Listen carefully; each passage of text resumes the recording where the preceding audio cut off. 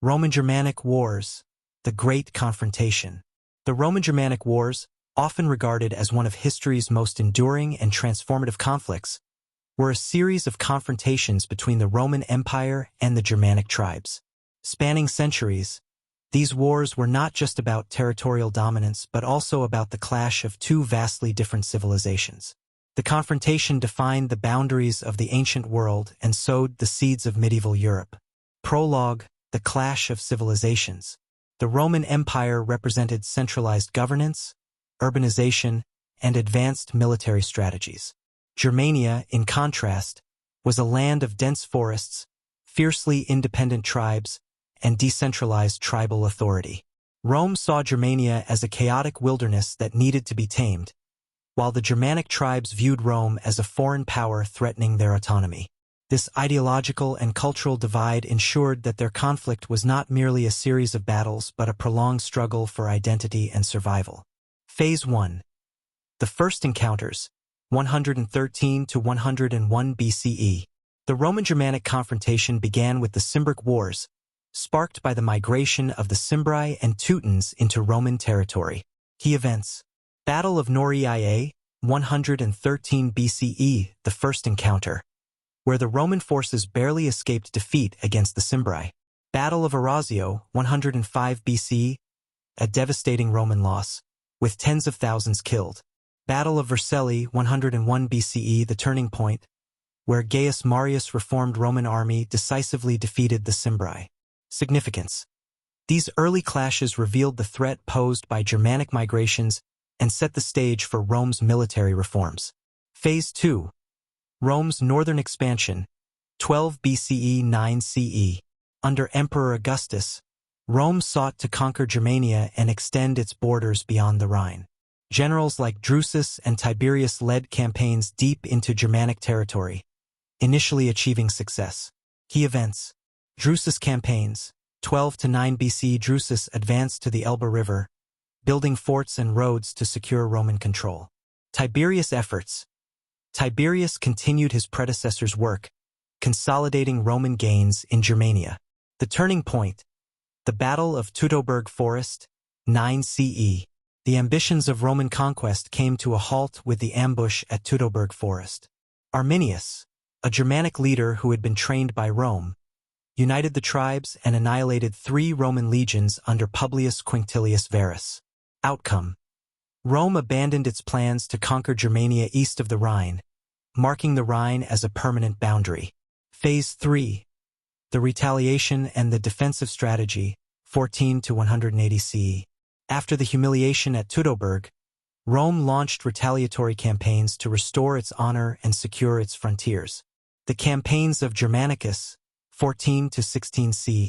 Germanicus led punitive expeditions into Germania, recovering 2 of the 3 lost legionary standards and defeating Arminius in several battles, including Battle of Idistavizo, 16 CE, a Roman victory over Arminius' forces. Despite these successes, Emperor Tiberius ordered the withdrawal from Germania, prioritizing the defense of the Rhine frontier over further conquests. The Long Frontier Wars. The Rhine and Danube frontiers became the focal points of Rome's defense against frequent Germanic raids and incursions. Marcomannic Wars, 166 to 180 CE, under Marcus Aurelius. Rome fought a prolonged conflict against the Marcomanni, Quadi, and other tribes along the Danube. Key battle: the defense of Aquileia, where Rome repelled a major Germanic invasion. Outcome: the wars strained Rome's resources and revealed the growing power of Germanic coalitions. Phase 4. The migration period and Rome's decline, 300 to 476 CE. The arrival of the Huns in Europe triggered a domino effect, pushing Germanic tribes into Roman territory. This period, known as the Migration Period, marked the beginning of the Western Roman Empire's collapse. Key events: Visigothic Revolt, 376 CE. The Visigoths, seeking refuge from the Huns, rebelled after mistreatment by Roman officials. Battle of Adrianople, 378 CE. The Visigoths decisively defeated the Roman army, killing Emperor Valens. The sack of Rome, 410 CE, led by Alaric, The Visigoths looted the city, symbolizing Rome's weakening power. Germanic kingdoms emerge. Ostrogoths in Italy. Theodoric the Great ruled as a Roman-style king. Franks in Gaul. Clovis I unified the Franks and converted to Christianity, aligning with the Roman Church. The fall of the Western Roman Empire, 476 CE. Odoacer, a Germanic chieftain, deposed Romulus Augustulus, marking the end of Roman rule in the West. Phase 5. Reconciliation and Transformation, 476 to 800 CE. The collapse of the Western Roman Empire did not end the influence of Rome. Instead, it paved the way for a fusion of Roman and Germanic traditions. The role of the Church. The Roman Church became a unifying force, preserving Roman cultural and intellectual traditions while converting Germanic tribes to Christianity.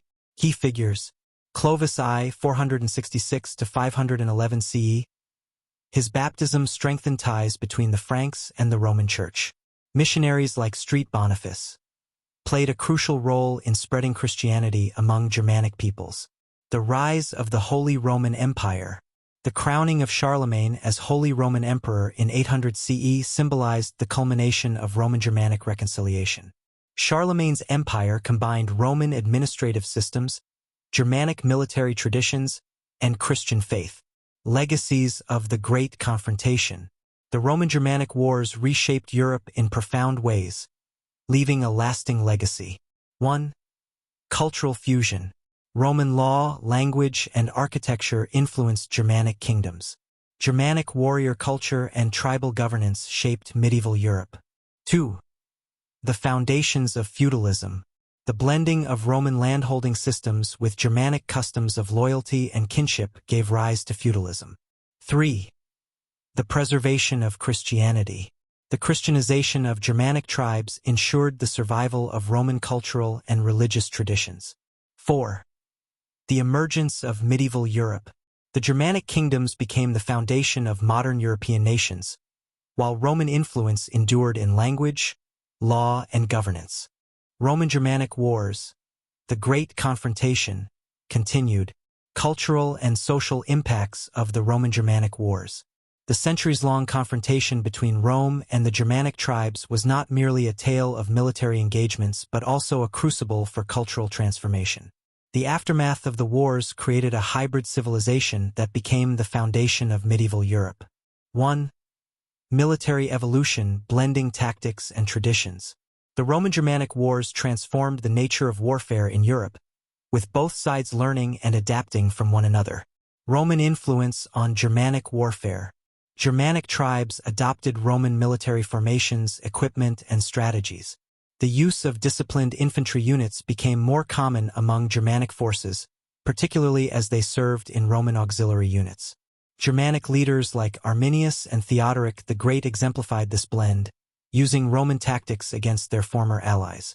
Germanic contributions to Roman warfare. The guerrilla tactics employed by the Germanic tribes, including ambushes and swift raids, forced Rome to adapt its frontier defense strategies. The incorporation of Germanic cavalry into Roman armies strengthened their mobility and effectiveness in open-field battles. 2. The Limes Germanicus, Rome's enduring frontier. The Limes Germanicus, a vast network of forts, walls, and watchtowers along the Rhine and Danube, was both a physical and symbolic representation of the Roman-Germanic confrontation. Role in defense. These fortifications served as a buffer zone, enabling Rome to monitor and respond to Germanic incursions effectively. The frontier became a zone of cultural exchange, with trade and interaction flourishing despite the constant threat of conflict. Legacy. The Limes laid the groundwork for the borders of modern European nations, particularly in regions like Germany and Austria. 3. The spread of Christianity. One of the most significant outcomes of the Roman-Germanic interaction was the Christianization of the Germanic tribes. Conversion of leaders. The conversion of figures like Clovis I marked a turning point, as Germanic kingdoms aligned themselves with the Roman Church. Clovis' baptism in 496 CE symbolized the integration of Germanic tribes into the Roman Christian world. Missionary activity. Roman missionaries, such as St. Boniface, played a critical role in converting pagan Germanic tribes. Their efforts established Christianity as the unifying religion of post-Roman Europe. Syncretism. Many Germanic traditions were incorporated into Christian practices, from seasonal festivals to leadership roles within the Church. 4. Legal and administrative integration. The blending of Roman and Germanic legal traditions created the foundation for medieval European governance. Roman legal influence. Roman law codes, such as the Justinian Code, were preserved and adapted by Germanic rulers. These codes influenced medieval legal systems, including the laws of the Franks and Visigoths. Germanic law codes. Tribes like the Franks and Lombards codified their own laws, blending tribal customs with Roman legal principles. For example, the Lex Salica combined Germanic traditions with Roman notions of justice. From conflict to cooperation, the new European order. The transformation from confrontation to reconciliation created a new political and cultural landscape in Europe. 1. The Germanic kingdoms, successors to Rome. By the 5th and 6th centuries, Germanic rulers had established stable kingdoms on former Roman territories. The Franks, the Frankish kingdom under Clovis and his Merovingian successors, emerged as the most powerful Germanic state. Its alignment with the Roman Church ensured its dominance in Western Europe. The Ostrogoths. Theodoric the Great ruled Italy with a blend of Roman administrative practices and Germanic governance. His court preserved Roman traditions while fostering Germanic cultural identity. The Visigoths.